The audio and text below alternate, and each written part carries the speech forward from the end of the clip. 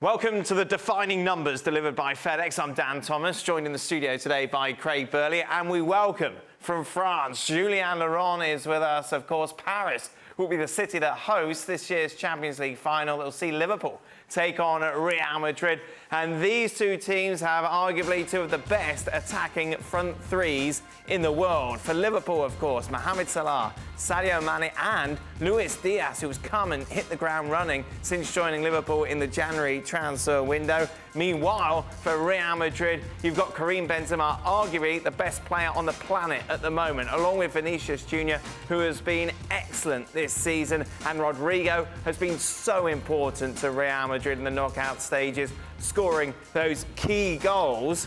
So, Craig, the question, I suppose, is quite simple. Yeah. Which is the better front three? I don't think there's a simple answer. Well, there's certainly not for me, because Karim Benzema, at 34, playing the best football of his career, carrying that Real Madrid side, as he has done now for a couple of years, at least, particularly this season, just makes it so difficult. Yeah. I mean, I think if he's sort of in the twilight of his career and he's seen it out and he's on semi-retirement, it's an easy decision. But I think he's been so good, and Vinicius Junior under Ancelotti has been particularly good, and he's had some brilliant flashes. I don't know. I'm probably going to stick with Liverpool, but Benzema's making it very difficult for me. That's what I would say. Jules? I agree with Craig. I think Liverpool is the best front three because Real Madrid is a front two. I'm sorry, I like Rodrigo. He's had a great impact as a sub, especially in the Champions League this season. But he's not an automatic starter. We've had Asensio playing there. We've had Valverde playing there as well. There's a different options that Carlo Ancelotti has tried because there's not a third man. Whereas at Liverpool, those three are just your front three. They're the best front three of the two. Even if Karim, the dream, of course, has been amazing and he's the best player in the world right now, and that's why he's tight, but I think Liverpool have to win this one. Jules, are you surprised that Luis Diaz has come in and had such an impact? And now he's a starter for Liverpool in their biggest game of the season? Completely. I think Jurgen Klopp surprised himself. He said it a few times this season. I think Luis Diaz is probably a bit surprised of how quickly he's adapted, not just to the Liverpool style of play, because he's a player who ticked all the boxes that they wanted when they signed him, in sense of the intensity, what he does with the ball, the hunger, the running, all of that, which usually South American and Colombians have anyway. But I think the way he's adapted to England, to the new environment, to the pressure as well of playing for Liverpool, which is, no offence to Porto, but nothing like Porto. So yeah, big surprise, of course, but a very pleasant one. I think if you'd have said at the start of the season, Liverpool will be fighting for every competition on all fronts, home and abroad, and Roberto Firmino's going to have a poor year, you'd have scratched your head and said, how's that going to happen? But they've now got 5 players to pick from if you throw Jota in there for those 3 positions. But those 3 have been head and shoulders in the last couple of months, or certainly since February, once Luis Diaz came in and hit the ground running. That's been a huge bonus for them. But yeah, for the reason Joe said, there's been Asensio, there was Bale at one point, there's been Rodrigo, there's been Valverde. It hasn't really been a front three, but it is a front three for Liverpool. You take a look at the players on the pitch. Of course, they offer some of the best talent in the world. And then the 2 managers on the sideline are in the conversation as the best managers on the planet. You take a look at both of these records. They really are quite exceptional. Carlo Ancelotti is just a winner, quite literally. He's won all the league titles wherever he has been. Of course, Jurgen Klopp has exceeded all expectations when it comes to what he's done at Liverpool, which is another question now, which is certainly not easy to answer. But, Jules, let's try and do so. Jurgen Klopp or Carlo Ancelotti? Wow, that's a tough one because, again, they're so different. It's ice against fire, really. You've got Ancelotti, the placid, the never phase, never. You look on his face and there's just like, this is what he is. He's always so calm, so laid back. Klopp is the complete opposite. The other extreme is all that energy, all that intensity and everything he does, even on the touchline. So I guess it depends what kind of style you want in your manager, and maybe it depends as well of the dressing room that you have. If you need someone with incredible man management like Ancelotti, in that kind of sense of an older father figure, if you want, or if you want Klopp, who is very close to his dressing room, almost like a mate, almost like a friend, a lot of the time. So I think right now I would go for Jurgen Klopp. I just love what he's built at Liverpool in those 5 years, which is something that Ancelotti maybe has done before at Milan, for example, in a different style when he was younger. Now he's a very different kind of manager.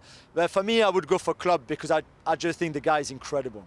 Just don't see Ancelotti building a team anymore. You know, let's not forget, I mean, he's had great success. He's a man manager. We've talked about that. Jill's talked about it. He goes in, he massages egos, he gets the best out of big players. He keeps a great harmony in the dressing room. He gets the best out of the younger players. You know, he's a guy that you can talk to. But let's not forget, he was at Everton and he got the Real Madrid job because they needed somebody. He's gone in there, he's steadied the ship. They've won the league, they're in the Champions League final. They've had some great results against the run of play, it has to be said. He's had the rub of the green. The dice has fallen his way. But Jurgen Klopp, along with the Man City manager and Pep Guardiola, are two of the most sought-after managers on the planet. And I think for most people, unless you were Italian, if you said you can have Ancelotti or Klopp and you're building a team to challenge at the very top, it would be Jurgen Klopp. And what about goalkeepers? On show on Saturday, of course, will be two of the best in the world. Thibaut Courtois coming up against Alisson. Both have been so key to their sides' respective success so far this season. Thibaut Courtois, it's been without a doubt his best season for Real Madrid. And we know what Alisson brings to the table, Craig. Yeah, I mean, this isn't any easier. I think, a year or 18 months ago, it would have been quite an easy one. Alisson Bosch, because Courtois wasn't having a particularly good time. He was getting some whistles from the crowds and blah, blah, blah. But he's been brilliant. He struggles with his feet a little bit at times. He takes some risks. I suppose Alisson does as well. I see Courtois making more big-time saves. I see Alisson coming out more with that high Liverpool line, making his body big and having some great blocks. I'm actually going to go at the moment with Thibaut Courtois. I think he's showing the talent and the quality that we always knew it was there, and I think he's been brilliant. I just think he's a better shot stopper than Alisson, and that for me I think Alisson on one-to-ones, I think he's better at coming out and smothering it and dealing with it. But I've seen Thibaut Courtois, when we've covered La Liga this season, make some unbelievable saves. Yeah. It's tight, isn't it, Jules?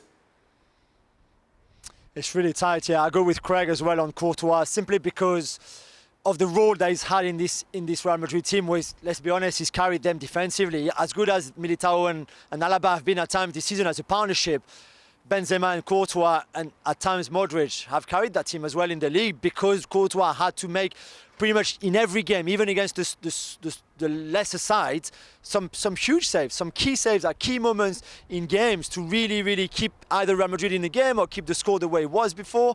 When Alisson maybe has had a better defense ahead of him and maybe less of those kind of saves to make, Alisson is better on one-on-ones. He's got incredible numbers in terms of expected goals conceded, for example, and he's better with his feet.